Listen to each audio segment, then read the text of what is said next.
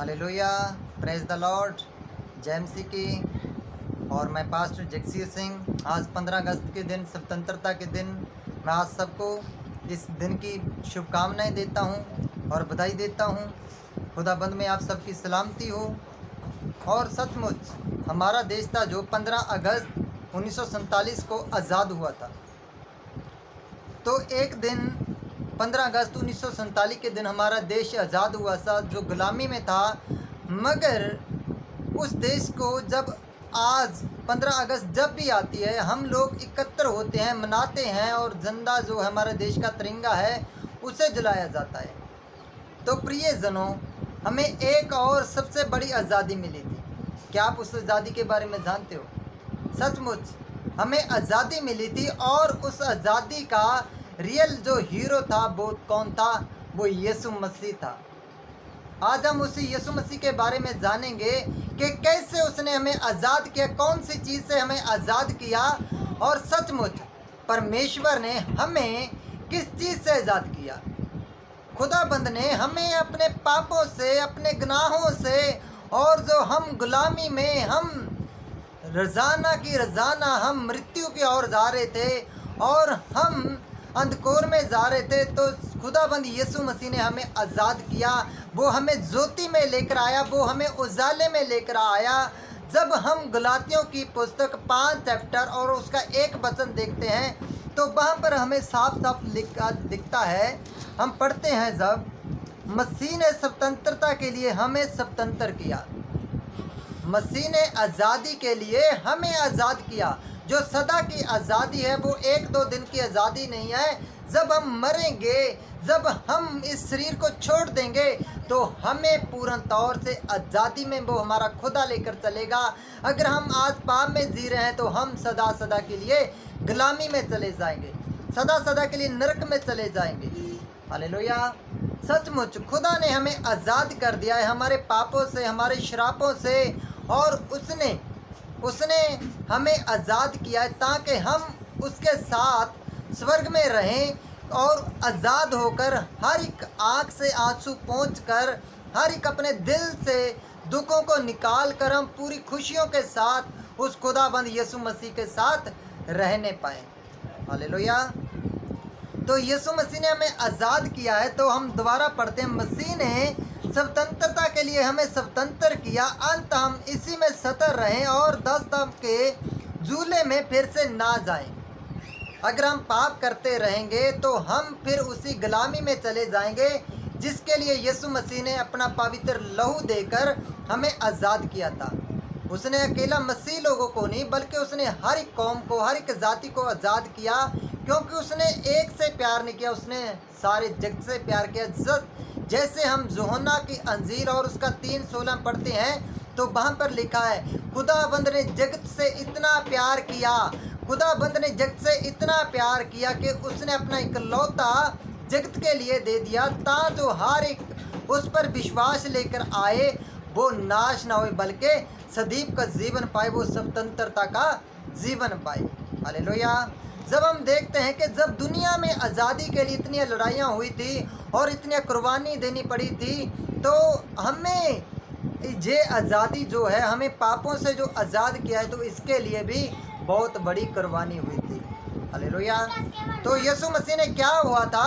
यीशु मसीह ने क्या बोला था कि हाँ, मैं अपना पवित्र लहू देता हूँ ताकि तुम आज़ाद हो जाओ। हालेलुया। सचमुच यीशु मसीह ने अपने शिष्यों से बोला कि सचमुच मैं इस जगत के लिए आया हूँ ताकि अपने आप को क्रूसीफाई करूँ और तीसरे दिन मुर्दों से जी उठूँ। हालेलुया। उसने हमें मौत से आज़ाद किया, उसने हमें श्राप से आज़ाद किया, पाप से आज़ाद किया। जब हम देखते हैं कि हमें यीशु मसीह ने कैसे आज़ाद किया और कौन सी चीज़ हमारे लिए उसने दी, कौन सी चीज़ हमारे लिए दी। उसने कोई सोना नहीं, चांदी नहीं, हीरे नहीं, मोती नहीं, जवाहरत नहीं, बल्कि उसने क्या चीज़ दी। जब हम गलातियों की पुस्तक 3 चैप्टर और उसका 13 वचन देखते हैं, गलातियाँ 3 और उसका 13 है, मसीह ने जो हमारे लिए श्रापित हुआ, हमें मोल लेकर व्यवस्था के श्राप से छुड़ाया, क्योंकि लिखा है, जो कोई काठ पर लटकाया जाता है वो क्या है? वो श्रापित है। वो हमारे श्रापों के लिए श्रापित हुआ, हमारे पापों के लिए वो पापी हुआ और अपना पवित्र लहू देकर उसने हमें क्या किया, मोल ले लिया, हमें खरीद लिया। हालेलुया। किसी पैसे से नहीं, किसी धन से नहीं, किसी दौलत से नहीं, किसी हीरे से नहीं, जवारात से नहीं, बल्कि अपने पवित्र लहू से उसने हमें मोल ले लिया। तो उसने हमें आज़ाद किया। जैसे हम इस देश में रहते हुए, हम देश में रहते हुए 15 अगस्त को याद करते कि हाँ हमारा देश इस दिन आज़ाद हुआ, तो मसीह भाई बहनों जितनों ने मसीह पर विश्वास लेकर आए, जितने ईमान लेकर आए, हमारे लिए तो हर एक दिन 15 अगस्त के जैसा है, क्योंकि हमें तो खुद रोजाना ही खुदावंद की हजूरी में आकर इस आज़ादी के लिए उसको धन्यवाद कहना चाहिए। Hallelujah, hallelujah. और जब हम रोमियो की पुस्तक और उसका 8 चैप्टर, रोमियो 8 और उसका 1 वचन देखते हैं तो वहाँ पर भी लिखा है, अंत अब जो मसीह यीशु में है उन पर दंड की आज्ञा नहीं है। क्योंकि जब हम गुलामी में थे, जब हम पाप में थे तो उसके बाद क्या हुआ, हम रोजाना की तरह दंडवत होते जा रहे थे, क्योंकि हम पर क्रोध था, हम पर दंड था। मगर यीशु मसीह ने क्या किया, हमें दंड से आज़ाद कर दिया, हमें दंड से आज़ाद कर दिया। और खुदाबंद ने हमें हर एक बानी के श्राप से, हर एक पाप के श्राप से हमें क्या कर दिया, आज़ाद कर दिया। Hallelujah, praise the Lord. और हम दोबारा पढ़ते हैं, अंत अब जो यीशु में हैं उन पर दंड की आज्ञा नहीं, क्योंकि वे शरीर के अनुसार नहीं वरन आत्मा के अनुसार चलते हैं। क्योंकि जीवन की आत्मा की व्यवस्था ने मसीह यीशु में मुझे पाप और मृत्यु की व्यवस्था से स्वतंत्र किया है।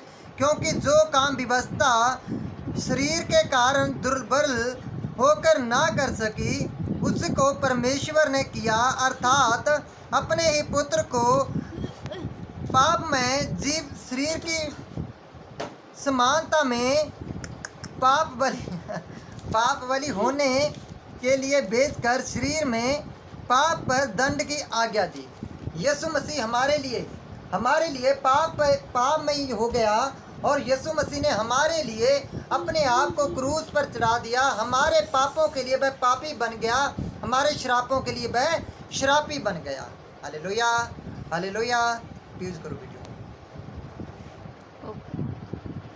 हम पढ़ते हैं रोमी 8 की 1, अंत अब जो मसीह यीशु में हैं उन पर दंड की आज्ञा नहीं, क्योंकि वह शरीर के अनुसार नहीं वरन आत्मा के अनुसार चलते हैं।